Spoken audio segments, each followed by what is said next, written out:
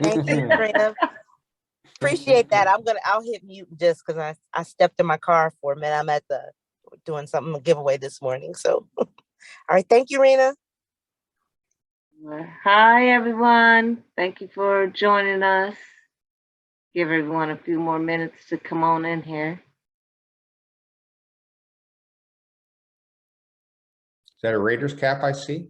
It is. Oaktown. What you know about the O? Well, you got yourself a pretty good receiver in the free agent draft there, you know. Yeah. Well, we need a lot more than just that. Well, maybe, but I can see where your team is definitely trending up. Yeah. So, does that mean I should go place a bet? Not quite sure I'd go that far, but I'd rather you put that money in your Roth IRA. I knew you were going to say something. But at least you're staying true to form, right? That's it. Good morning. We got to be ourselves. Good morning, Gwen. Good morning, Lori. Good morning, everyone. Good morning. Thank you all for joining. Just going to give people just a couple more minutes to join. And log on into this space. Hope everyone's having a nice Saturday so far.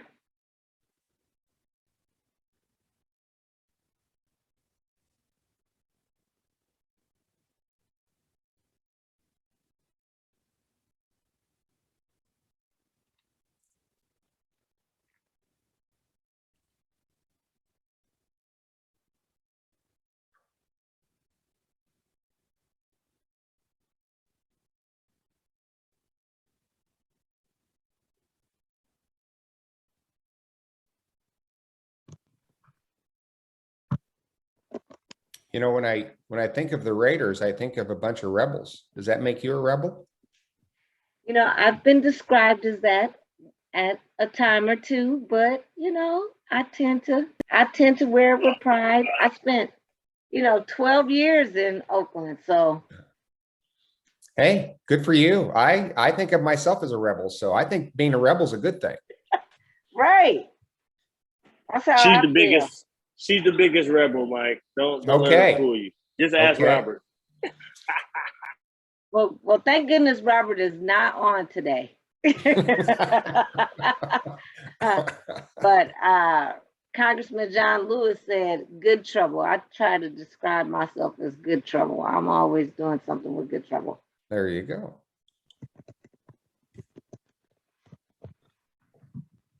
Okay. We have people coming on into the space, and certainly appreciate that. And I know everyone has a lot to do on the weekend, and so I want to go ahead and get us kicked off and get us started. For those of you who haven't been joining us, this platform was created by 24/7 Black, which is a new nonprofit organization. And part of our goal and one of our programs is to help create wealth. And so part of that platform, we've invited Michael Finley into this space to help us understand about investing and finances and making sure that we at least hear and receive the information so that we can make a change and start to do better and build that generational wealth. Every time we meet, which is once a month, I always learn something new, something I didn't hear the first time. I pick it up and hear it the second time and really start to implement those changes in my life. And they've been great for me, also great for my son too. I will say that. So without further ado, I'm gonna put myself on mute. I'm gonna turn it over to Michael Finley and you'll go ahead and get us started. Thank you. So before I get started with the PowerPoint, I'd like to focus on two things she just said there, which is one, exposure to the information. So today we'll be talking about investing. And for some people, it can be a little bit overwhelming. Well, just take it one step at a time. take in the information, and then keep exposing yourself to the information again and again. And it's going to make more sense as it builds within you. You're basically creating a deeper level of knowledge on the issues. And so it takes time, but exposure is going to help you.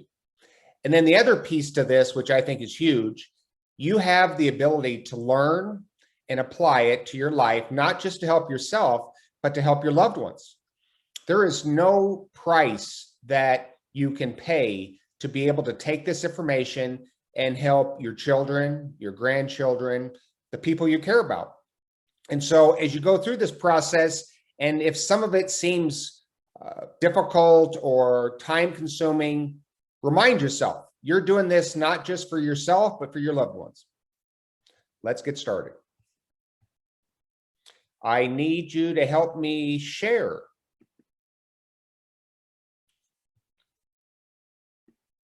Okay, here we go.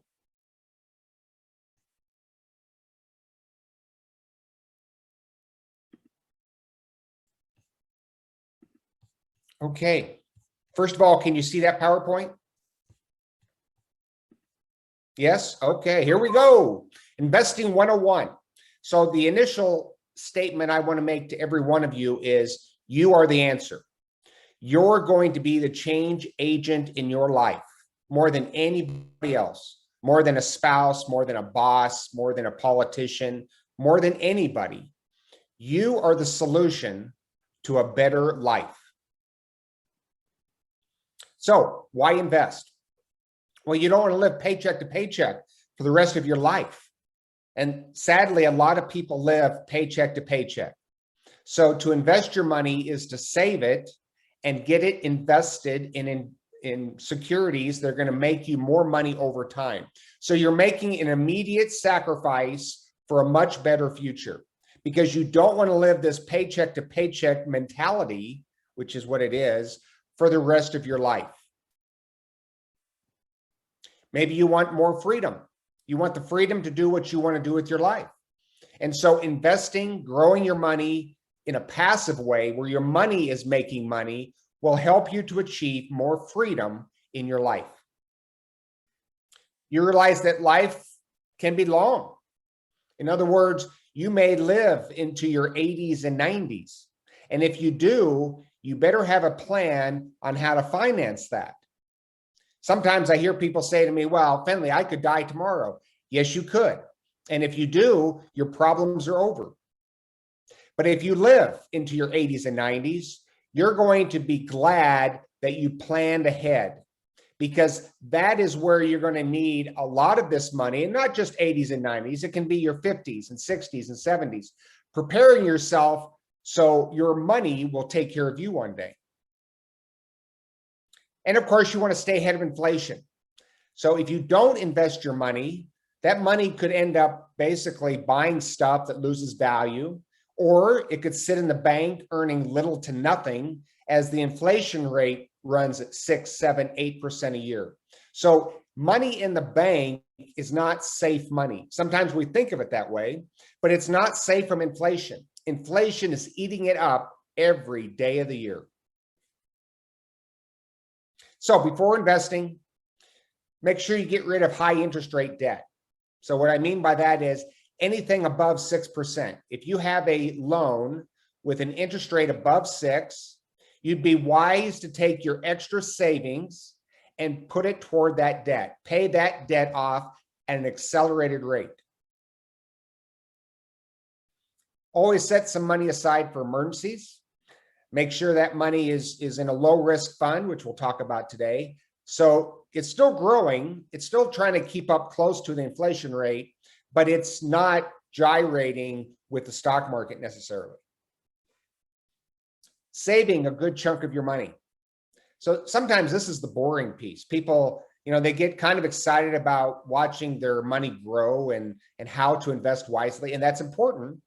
But if you don't learn how to save a good chunk of your income, you're going to have a hard time getting that account growing in large amounts because you're not saving enough. So the key here is to be a great saver and great investor. And that means saving 20% or more of your paycheck every month. And if you're not there now, we'll start working toward achieving that. That should be a goal. Get to that point or more, and you will get to financial freedom faster. Understand that the financial services industry creates products for them to make money off of you. So let that sink in. The financial services industry, all those companies that you hear about, could be Edward Jones, could be Ameriprise, it could be Transamerica, could be Thrivent, could be all kinds of companies on Wall Street. They're not into making money for you, they're into making money for them. And they just market products to you, trying to convince you to give them your money. Your goal is to make money for you, not them. And we'll be talking about that in more detail today. Take a moment and read what Brian Quinn wrote.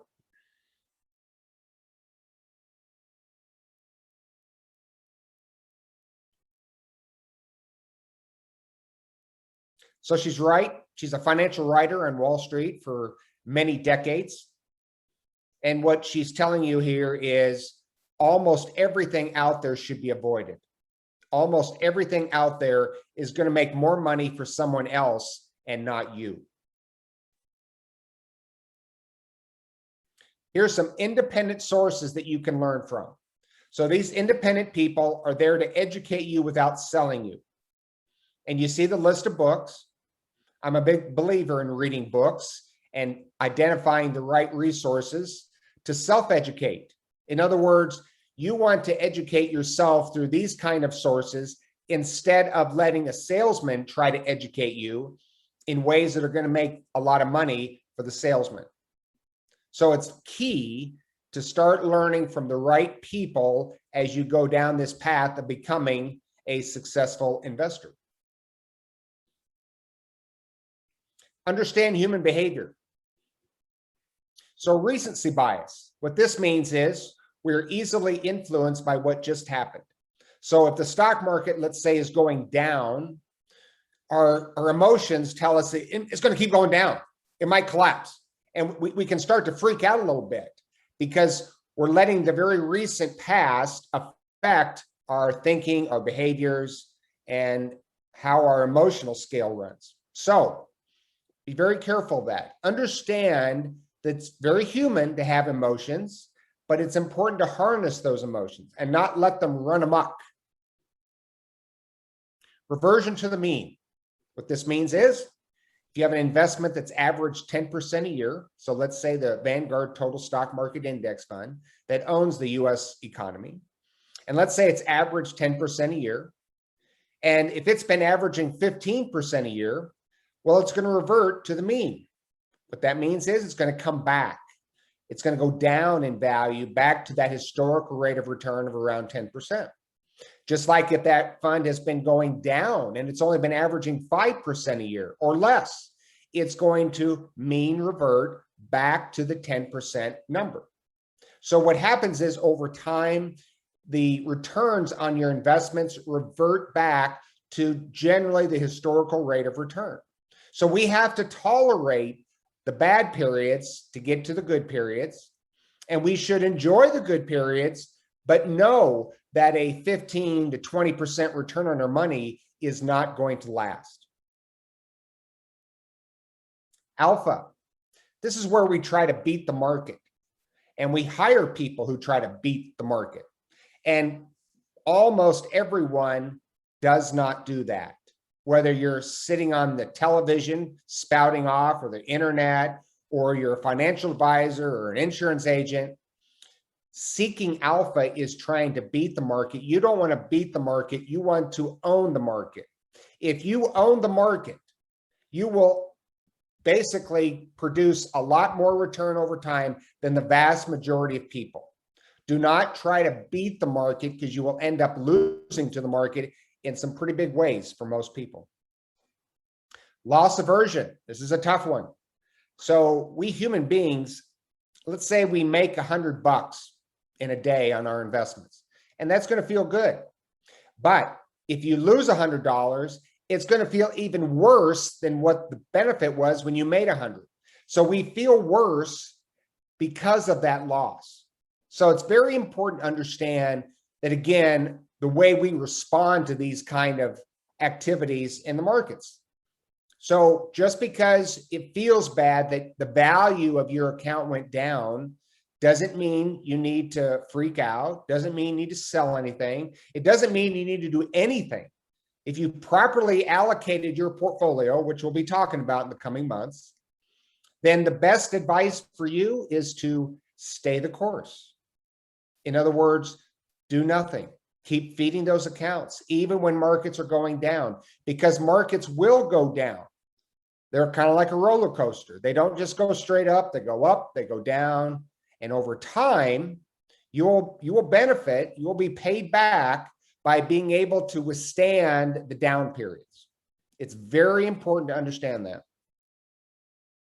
So the media, ignore almost everything you see from the media. It is crap. Being on TV does not make you an expert. Having opinions means nothing. And that means sensationalism sells. So people get put on the television, they have articles on the internet to try to make some case on what they think the future is going to hold and what you should do. And all of that should be ignored.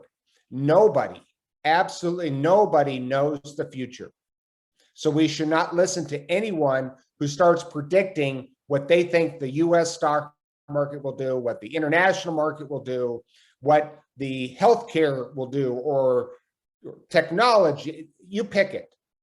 Ignore people in the media who are trying to tell you what to do based off what they think the future holds.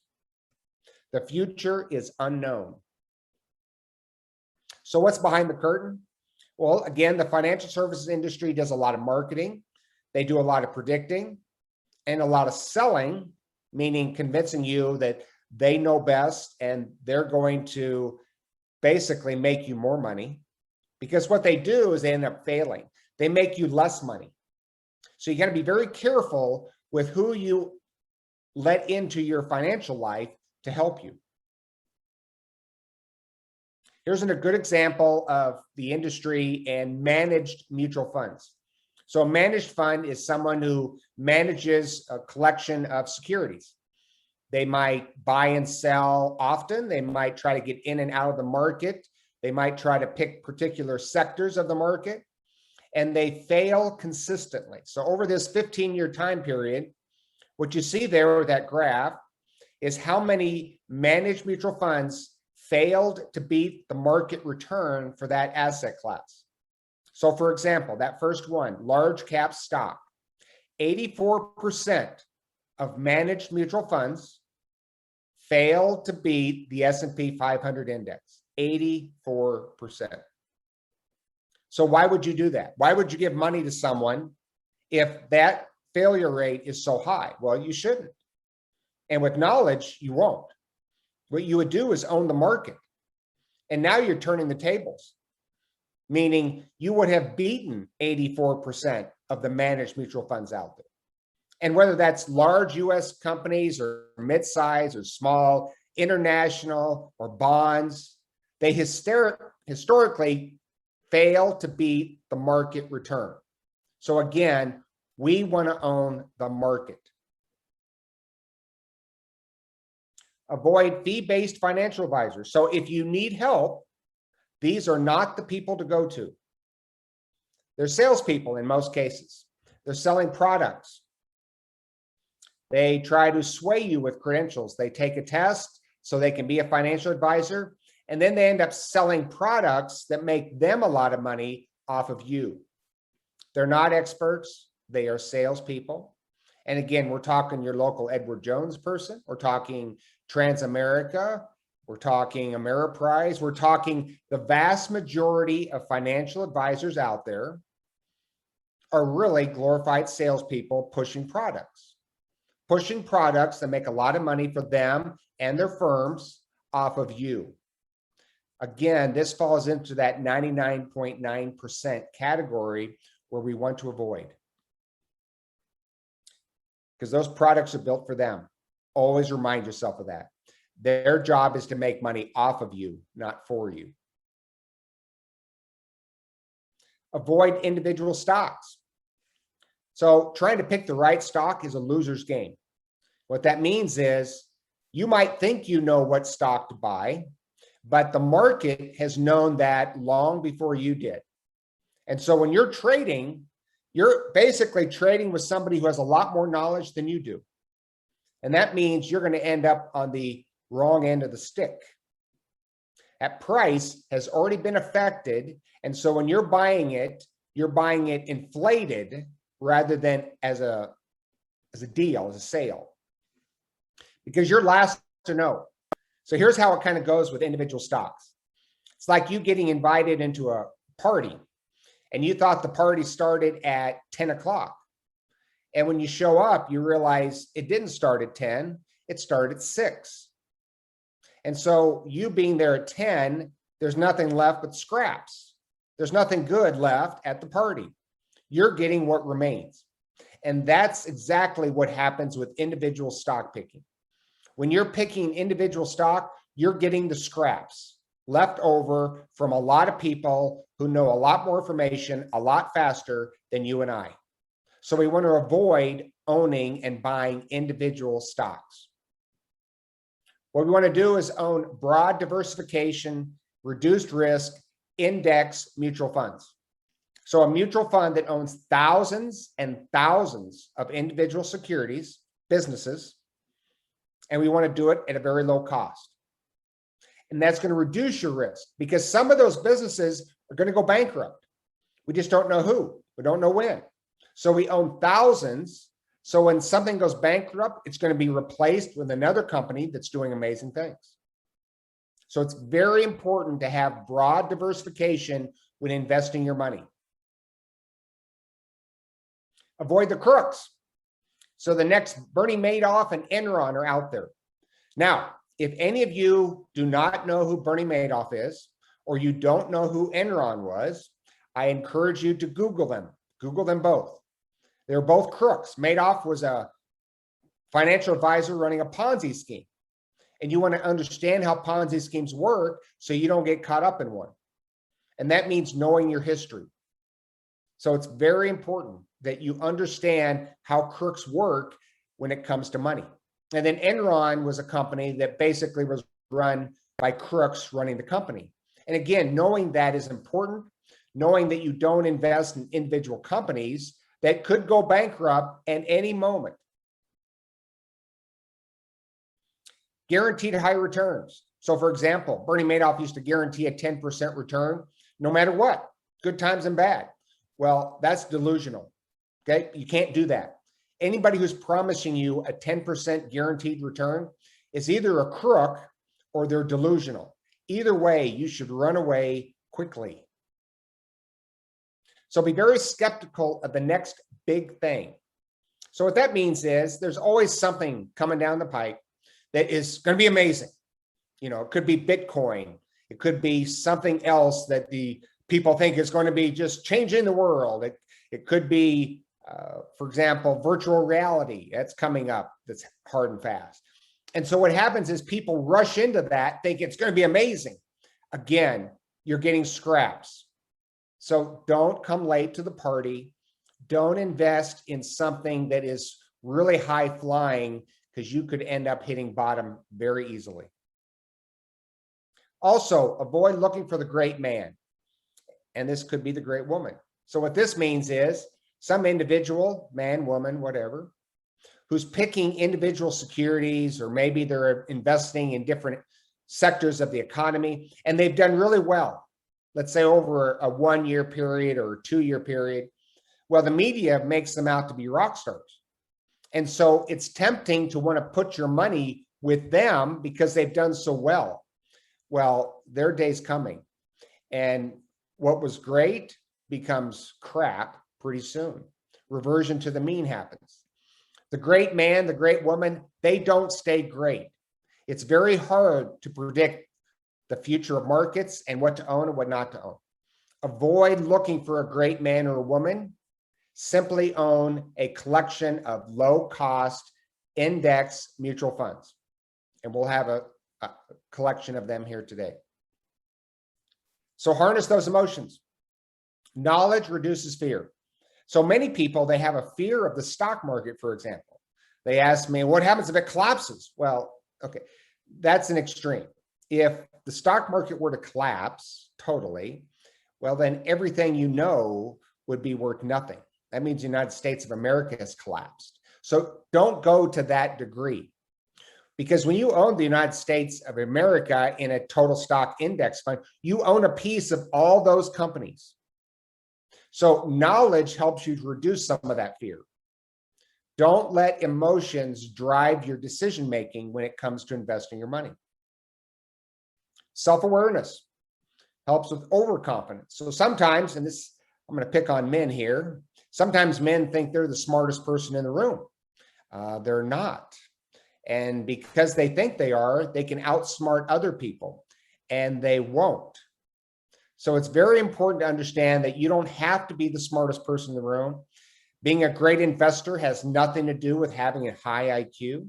It's simply having the knowledge on how to invest at a low cost where you're diversified all over the world, and then you're able to take emotions out of it. You don't freak out because the stock market has gone down, because the stock market will go down and it'll come back up, and it'll go down and come back up forever. Don't let that greed gene kick in. So greed, I'm going to get rich fast. No, you're not. No, you get rich, you can get poor fast, but you're not going to get rich fast. So you got to let go of any kind of greed that pops into your emotions. Because what we really want to do is reach financial freedom. So who cares about being rich? You want to get to a place where you're financially free, so you have enough money that will take care of you, where you don't need a job. You may want a job, but you don't need a job. That's what financial freedom is about. Getting your money working for you, so one day you have the freedom to live out your dreams. Always be aware of bubbles and herd behavior.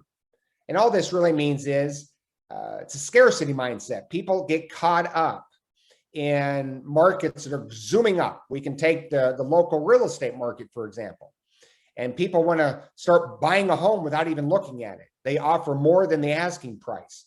Well, that would be an example of herd behavior and a bubble. Herd behavior, we fall in with everybody else. We're going to hurry up and do something because everybody else is doing it. That's a very bad idea. As early in life as possible, you want to start thinking for yourself. Be very careful of the herd. The herd can get you trampled. So again, all of this is about exposure. It's about thinking for yourself and finding the right teachers to take you down the right path. Here's an example, another research study covering 20 years. So that S&P 500 index, think of that as the US stock market. And over the last 20 years, for this particular research study, you'd averaged 8.2%, which is a good period of time, because the 90s were a great time for stocks, and the first decade of this century was a terrible time for stocks. So it gives you an idea of markets going up and down and what the market did. Not a bad percent of 8.2%. But look what the average stock investor earned, 3.17, not even half. Not even half. Why is that? Well, I would tell you two reasons primarily. One, the fees. They're paying way too much in fees to financial advisors and others to invest your money. And then emotions. The emotions that really come with us trying to get in, get out of markets. So our emotions can really cripple our return, and the fees that we pay can really cripple our return. We want to minimize our fees and manage our emotions. And then if you look over there at the bond illustration, same thing. Bond market did very well, 7%. But look how poorly the average bond investor did, because they were getting in and out. They were making poor decisions based off their emotions, and they were paying people way too much money to manage their investments. So it's good to understand how to do this right. You want the market return. So in this case, you want that 8.2% minus a very small fee, let's say 0.04, 0.05. You want that bond index at 7.01 minus 0.04, 0.05. In other words, almost at cost, you want to get the market return. And you can do that with no load, meaning no commission, index mutual funds, a mutual fund that owns thousands of companies. And it's an index, so it's going to track a market. It's not going to try to own the winners and avoid the losers. It's going to own all of the market. And some of those companies are going to do great, and some of them aren't. And the ones that fail fall out. And again, they're replaced with amazing companies doing amazing things. So avoid investing with life insurance products. Separate life insurance from investments. If you need life insurance, then buy yourself a low fee term life policy. You can do that at a place called termforsale.com if you need life insurance, but don't invest with life insurance products. That means avoid annuities and cash value life insurance policies. It's a terrible way to invest your money. Average annuity will cost you maybe 8% in commissions, 8%. And then the advisor is going to get a 1% trailer fee every year, meaning they're going to make 1% off you for doing nothing. Cash value life insurance, the first year, all your premiums are commission based, so they'll go straight to the advisor. So after 12 months, if you try to get your money out, you'd have nothing because it all went to the advisor. Those are very bad ways to grow your wealth over time. So it's important to stay away from life insurance agents when it comes to investing your money. See through the promise guarantees. Many times they use fear to scare you about the stock market. So you run to them and earn a guaranteed rate of maybe 1 or 2%. Now they're going to try to convince you it's higher, but at the end of the day, you're probably going to earn 1 or 2% in an insurance product. We don't want to earn 1 or 2%. We want to earn 8, 9, 10% in those no load index mutual funds. So at the end of the day, you're trying to fund your retirement, not his. That's the key. You're trying to do what's best for you and your loved ones, not him and his loved ones. So we just covered what not to do. Now let's focus on what to do. As you prepare to invest, what is your time horizon? Think of your time horizon as how long you're going to live. And it could be longer than that. So let's say you're projected to live till 90. Let's use 90. Okay. And if you're 50, you have a 40-year time horizon. But you might be investing for longer than 90 because you might want to leave some money to your family, to your kids, maybe even grandkids. Their time horizon could be another 60 years. It could be another 100 years. So time horizon is an important piece of this.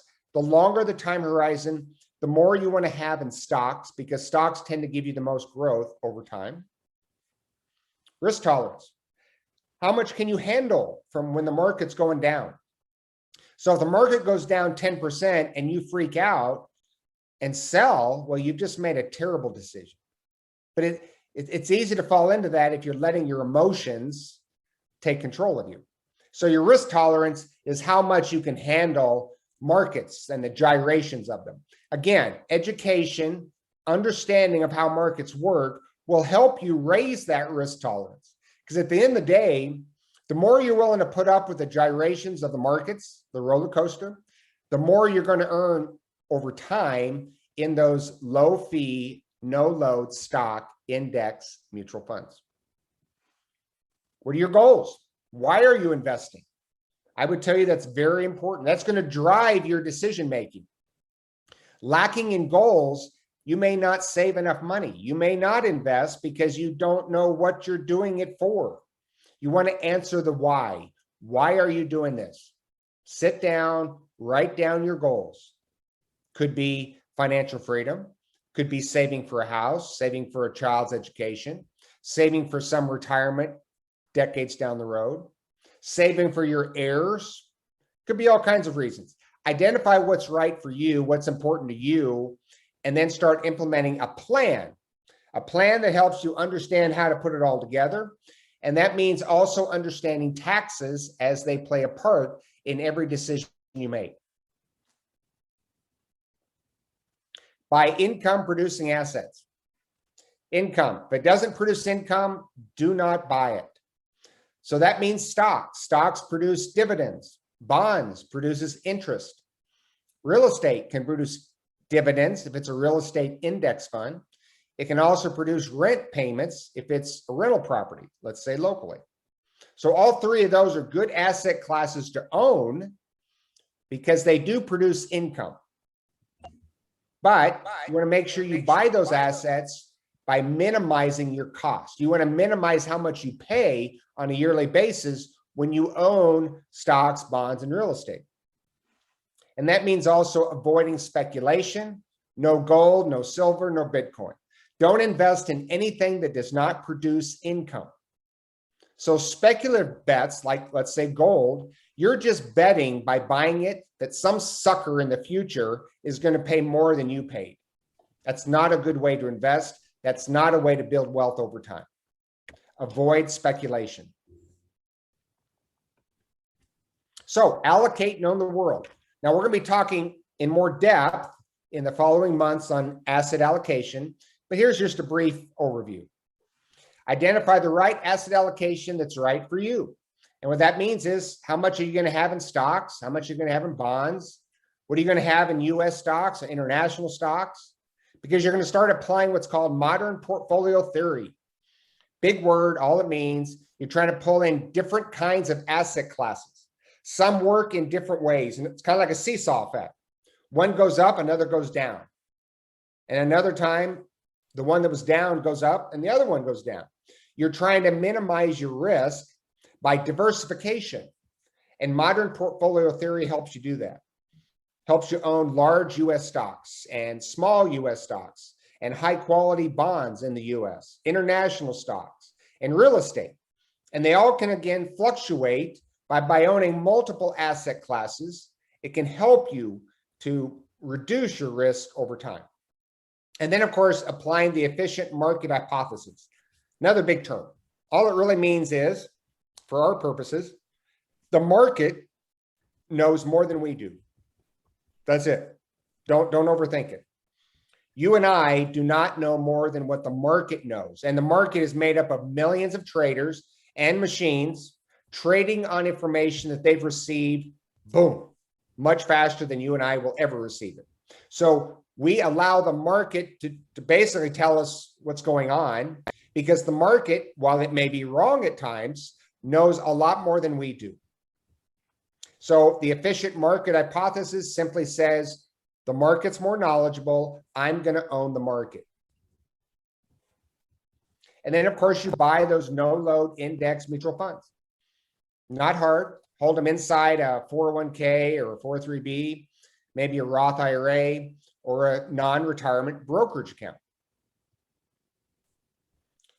When those index funds are not available, so in some retirement plans, you can have a pretty crappy investment option.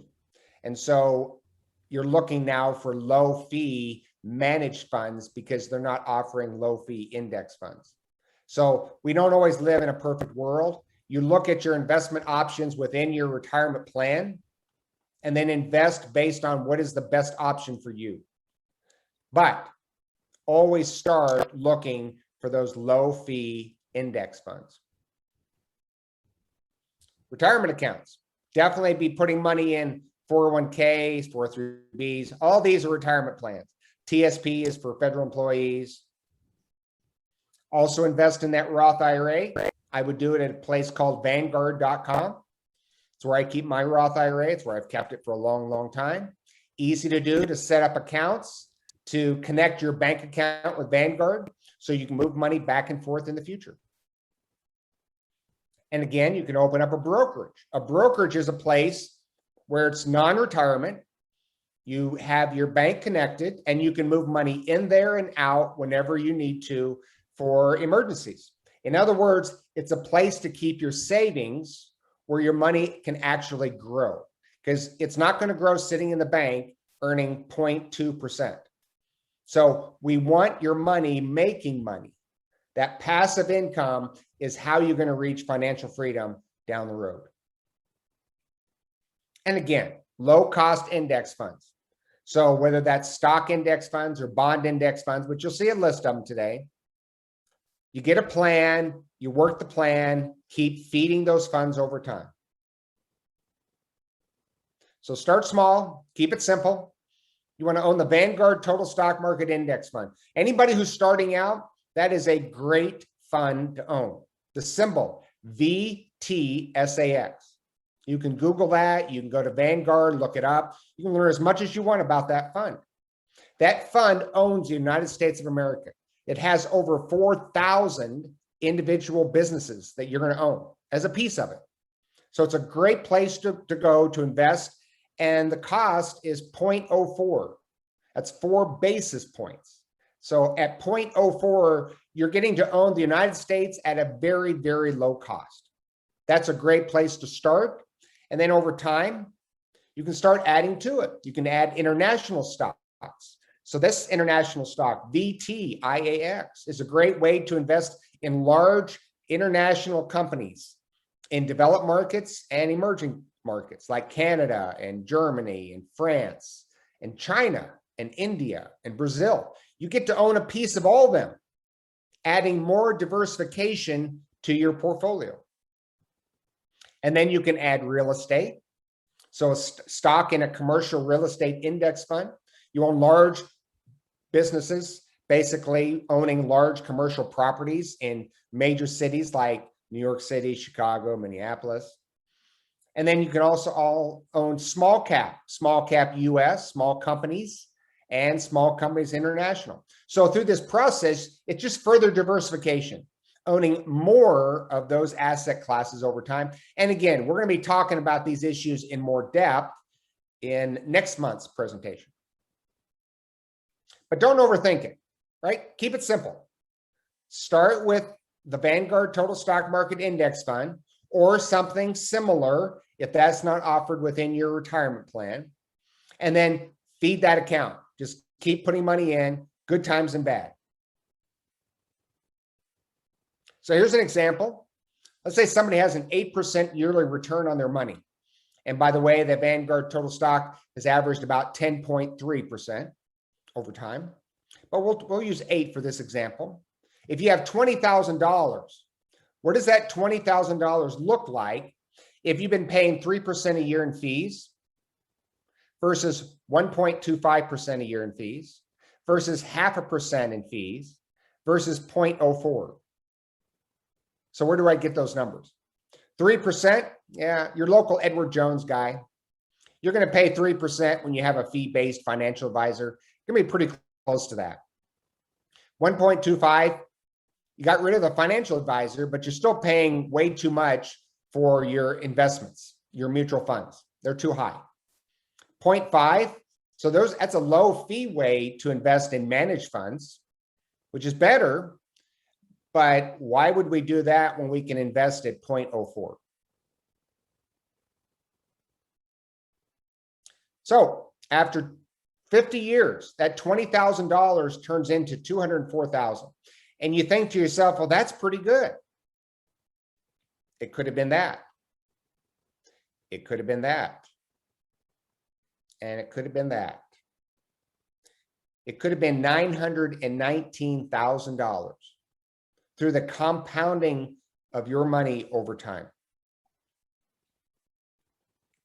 So if you ever hear someone in your life tell you that fees aren't really that important, well, you know that they're wrong.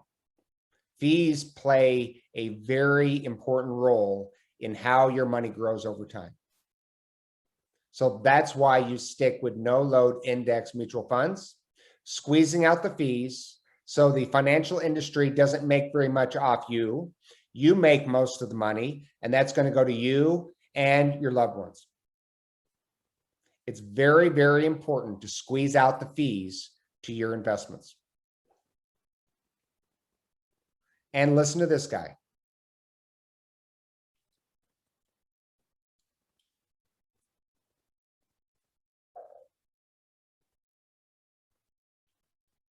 So Warren Buffett, the greatest investor of our time, he is telling us how to invest, stick with index funds. we should listen to the greatest investor of our time. And if you have some people in your life who question you on this, then you want to ask yourself, should you listen to them, whether that's a parent or a brother or an uncle or a friend or a financial advisor? Or should you listen to Warren Buffett, the greatest investor of our time?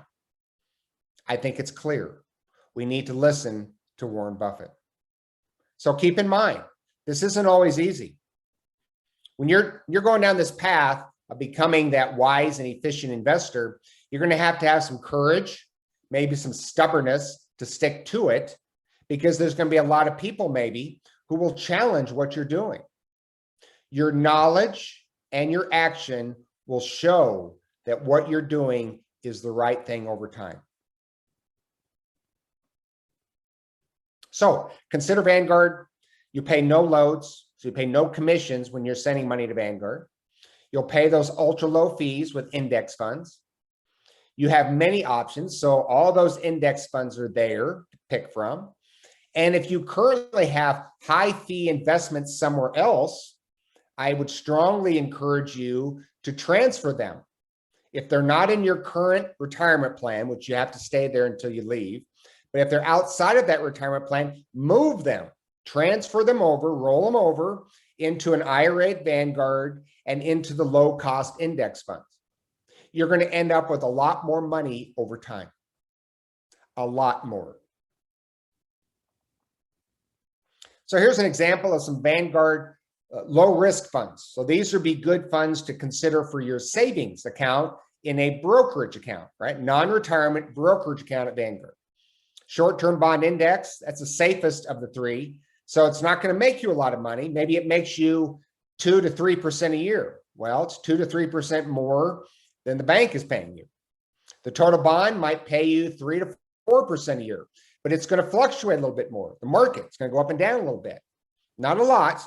It's all bonds, not stocks. Bonds are a lot less volatile than stocks, but they still can move a little bit with the market.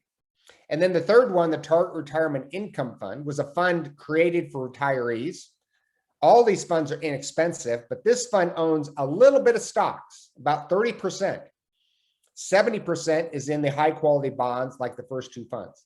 So as an individual, you have to decide which is the right fund for you to have with your savings and how much fluctuation do you want to see in your savings account. But one of these three funds would be ideal places to hold your savings rather than the bank that's paying you little to nothing. So investing and your tax bill. Make sure that you look at deferring taxes or eliminating taxes later, traditional versus Roth. And so when you're trying to decide, for example, if you should put money in pre-tax, which is traditional, or Roth, which is after tax, into your current retirement plan, I would encourage you to use these numbers as a guide. So $70,000. If you're a single person and you put in, if you make less than 70, I would do Roth. If you're a married couple and you make less than 140,000, I would do Roth. If you make more than those numbers, I would do traditional and get the tax benefit now. So you're trying to decide whether your future tax rates are going to be higher or lower. You can use these numbers as a guide to decide how to put money in now. And again, it could be half and half. You could do 50% traditional and 50% Roth. But you're looking at your situation when making this decision. Invest in a Roth IRA outside of work. It's very wise. Individual can put away $6,000 this year. And if you're 50 and over, you can put away $7,000. And then, of course, tax efficient. So that non-retirement account, you can put money in there as well. If you can max out your retirement accounts and still have extra, you can put it in that brokerage account, making more money over time. So here's an example. Let's say somebody has a $50,000 salary. Bob is a spender. So Bob not only doesn't save any money, he spends 10% more than he makes. Kim is a great investor. She's earning 10% on her money, but she's not a very good saver. She only saves 5% of her salary. Tom is a great saver. He saves 20% of his salary, which is great, but he's afraid of the stock market. So he doesn't put any of his money invested into the market, and he puts it all in his mattress, earning nothing. And then Jill. Jill is our ideal investor and saver. She's saving 20% of her paycheck every month, and she's earning 10% a year in those no-load index mutual funds. And because of her salary, she's putting most of her contributions in her 401k into Roth. She's maxing out her Roth IRA every year, and she's putting as much as she can into the Roth 401k, as well as getting some matching money from her employer. What happens to those people after 1 year? Well, that's where they're at. Bob's digging a hole, which you can do. You can live on credit for a while. Kim's got a little bit of money. Tom has more because he's a great saver. He just hasn't made any money off his money. And then Jill saved the same amount as Tom, but she made some money off of her money, as well as some of that matching money from the 401k. 10 years later, Bob has dug a much deeper hole. Kim's doing okay. Tom still has got a lot of money. He's a great saver, so that is important, but it's made nothing. Look at Jill. She's got more than twice the amount of Tom, even though they've saved the same amount of money. The same amount. Think about that. The difference is she's been investing wisely in those no-load index mutual funds. 20 years later, yeah, Bob's about done. He's starting to become overwhelmed with the amount of debt that he's accumulated because he's trying to look the part. He's trying to look successful, and he's not. Yeah, he might be driving a BMW, but he's getting close to having it repossessed, and many other things. Kim, she's doing okay. But again, her savings rate has not afforded her to grow that money enough over time, even though she knows how to invest. Tom has got a bunch of money sitting in that mattress. Look at Jill. She has really increased the distance between her and Tom because of that compounding effect of her money. 30 years later, Bob is bankrupt, starting all over. Kim's hanging in there. Tom forgot about tornadoes. Tornado came along, took the house and the mattress. So guess what? Tom is starting all over with Bob. Jill has $2.1 million. Most of it is Roth money, meaning she can use that Roth money now, meaning she's financially free. She can retire and do what she wants to do with her life because she's built up enough money for the money to basically pay for her living standards. Now, all of this was on $50,000 salary. This was saving 20% of your income. This was investing wisely. And this was a matter of time, being a little patient with the process. But with time, it's amazing what you can accomplish.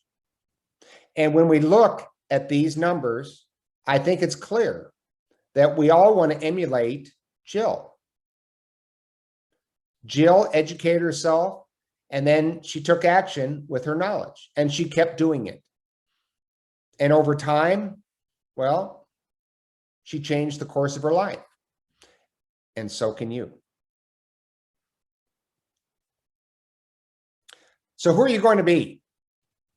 Who are you going to be? Think about that. Are you going to be the gambler or the casino? So if any of you go down to the casino, you know where the odds are, right? You know that the gambler has got a shot at winning, but it's not a good shot. We know that the gambler is going to lose most of the time. And we know the casino is going to win most of the time because the probabilities are on the side of the casino. We know this. I think we all know this. And so the question is, when it comes to this investment game, do you want to be the gambler or the casino? Do you want to put the odds on your side, which is what you do with no-load index mutual funds? Or do you want to gamble? Do you want to try to shoot for the moon and buy individual stocks or own managed funds with some financial advisor trying to outsmart the market? I think the answer is clear. I think we want to put the odds in our favor, and we want to be the casino.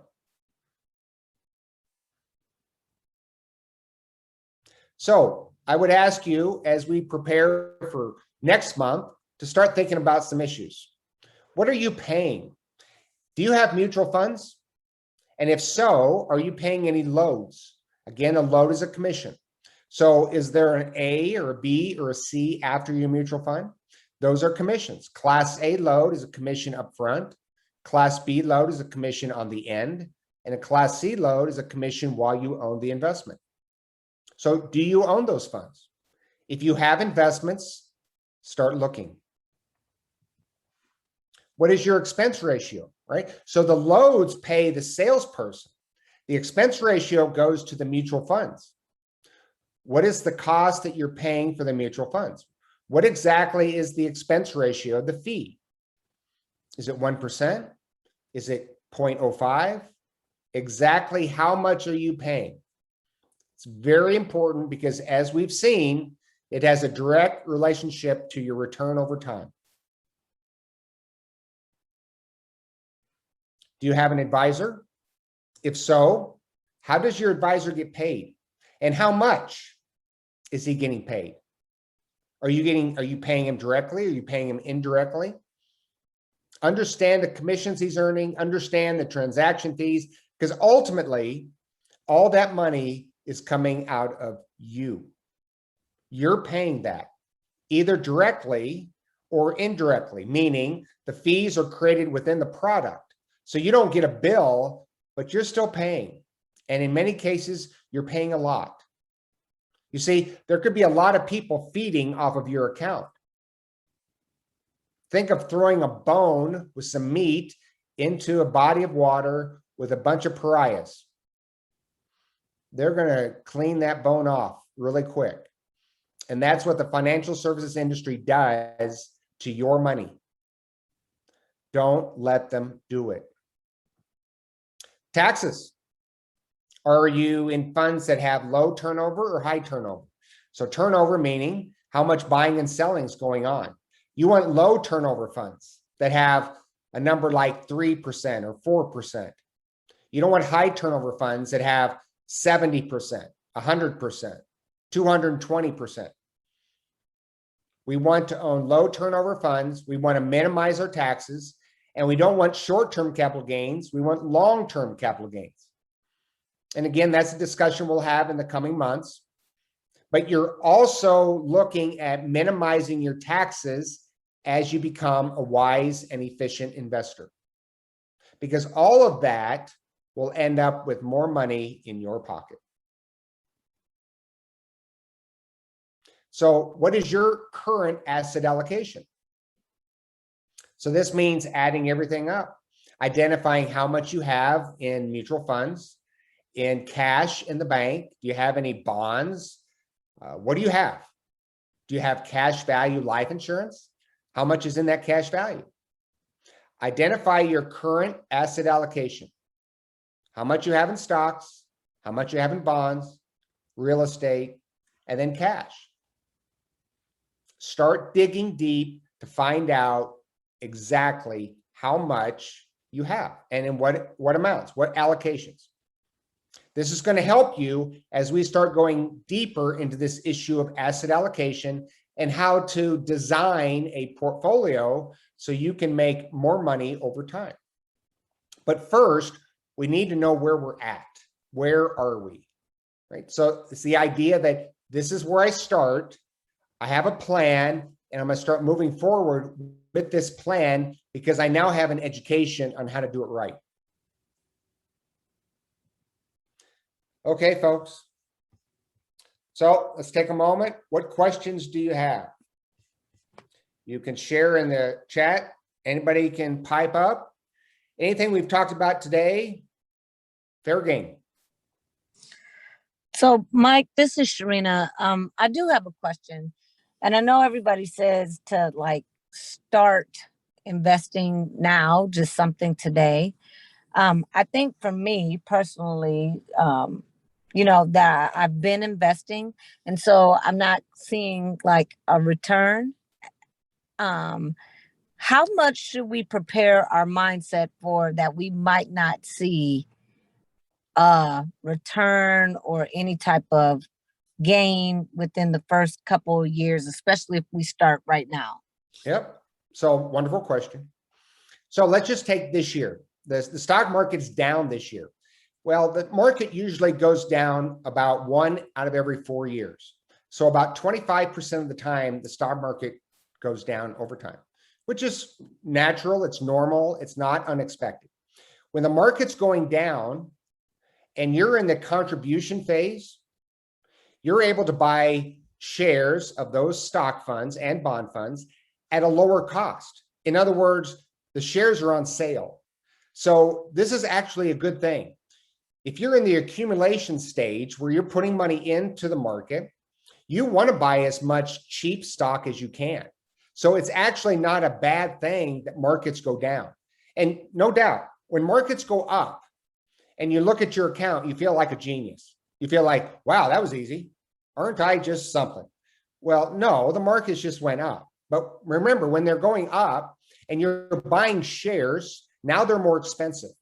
So you're buying fewer shares at a higher cost. And you will not make as much money on those shares as the shares that you bought at a lower cost. So while you're in the accumulation stage of your life, you actually are just fine with the markets going down because you're able to buy cheaper shares that are going to make more money over time with your portfolio put together. And again, time in the market is going to be key. Not timing the market. That doesn't work well at all. It's time in the market. The longer you can keep investing in the market, the results will show. And at one point, they'll start showing in some pretty dramatic ways. I hope that helped. Yes, that did help. And I do have 2 more questions, but sure, shoot. So my other question is, what do you think about purchasing like penny stock? Okay. So first of all, we know this is not my personal opinion. We know that penny stocks have been a very, very bad investment over time. So the idea is you're buying a company that is very, very cheap. The share price is minimal. Well, the reason why it's really cheap is because the company isn't worth much. And so the idea is, well, but if it goes up, I'm going to do great. Well, yeah, if. The truth is, it may very well go down to nothing. It may go bankrupt. So investing in penny stocks is a high risk gamble that's not worth taking. Okay, thank you for that. And then my last question is about Bitcoin and cryptocurrency. Right now, you kind of hear all of the buzz that cryptocurrency is going to be the wave of the future and that you should start getting some of it now. Do you have any recommendation or any opinion about cryptocurrency? Yep, I sure do. I have the same opinion as Warren Buffett, which is you should avoid it. So cryptocurrency is another one of those, this is the big idea. Oh my God, everybody gets excited. We got to buy it now. We're going to get rich again, right? When you start hearing that greed gene start kicking in from other people, you can get rich. You can, yeah, okay. Don't go down that path. So crypto really belongs with penny stocks. It's a high risk, possible potential high return. Again, that's the gambler. So just like the gambler goes to the casino, could they hit it big? Yes. Is that likely? No. So Bitcoin produces no income. It's really a sucker's bet. You're basically trying to think, okay, if I pay whatever I pay today, some sucker in the future is going to pay more. That's the idea. And so I would avoid Bitcoin. I would avoid penny stocks. I would avoid investing in something that's really just speculation where you're gambling. You're not investing. Investing is you're investing in income producing assets like the stock market that over time has made people rich. But it's time in the market that's done that, not in any short period of time. All right. Thank you so much. I'm going to turn it over and see if there's any other questions. Again, you can certainly put things in the chat if you don't want to come off of mute and ask your questions, but now is the time. I mean, we really have Mike here once a month to help us. And not that I'm promoting his services, but I'm going to promote his services. Mike is also available, right? He wants to help you increase your knowledge and start to make a change and a difference in your life. So even if you aren't ready today, but you're ready tomorrow, you can certainly reach out to him. And Mike, do you mind putting your email and stating it in the chat just so folks can have that if they need to reach out to you? You betcha. So the easiest way probably is to go to thecrazymaninthepinkwig.com, if I can spell it. You can reach me there. You can also reach me at Mike Finley at thecrazymaninthepinkwig.com. And hey, they're both in the chat room.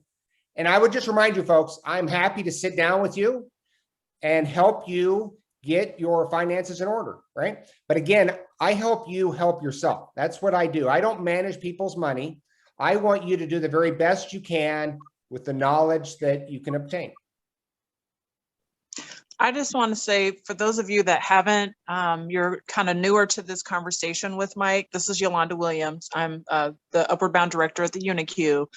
I just have to say, I want to give a big shout out to Mike, because I've just recently made so many gains in my financial health.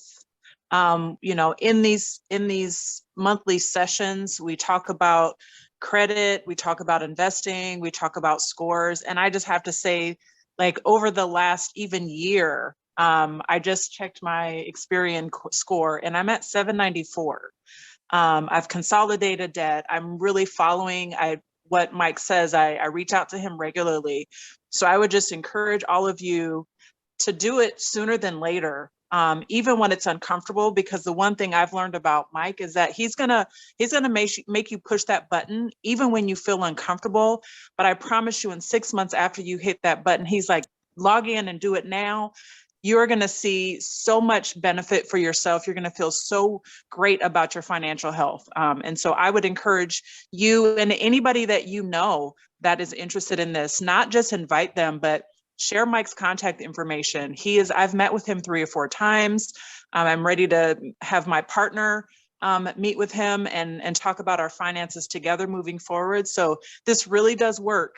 You just have to be okay with being uncertain, and it's okay to be a little frightened and scared, but Mike is the guy. And I'm just so blessed. Between Robert and Mike, I've had so much value from these, and I encourage all of you to do the same.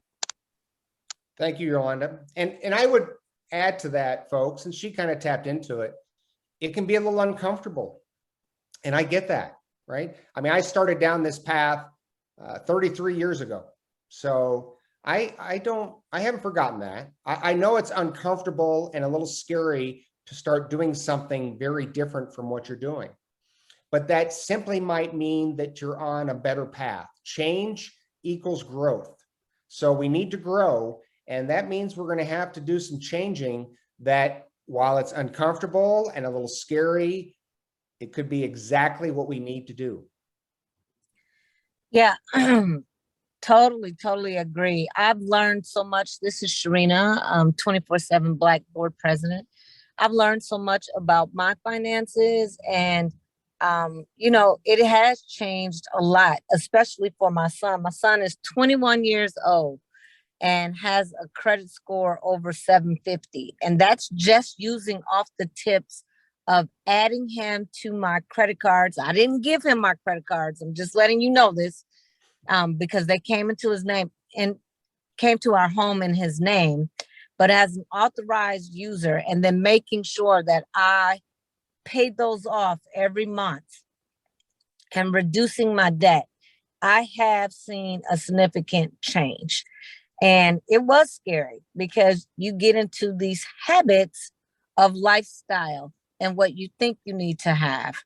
But I'm doing everything that I can and making sure that I put the steps and the habits in place for him, so that once he turns 40 or 50, if he says, I'm done working, for somebody or working for himself, he can be there. Yep, that's wonderful. And that's a perfect example of what I hope everyone does here, which is take that information, help yourself and help your loved ones. And there's great value in helping young people getting started on the right path so they avoid many of the mistakes that many of us older people have made, including myself. Okay. If there's no, I don't see any questions in the chat, and I'm not sure if someone else has a question.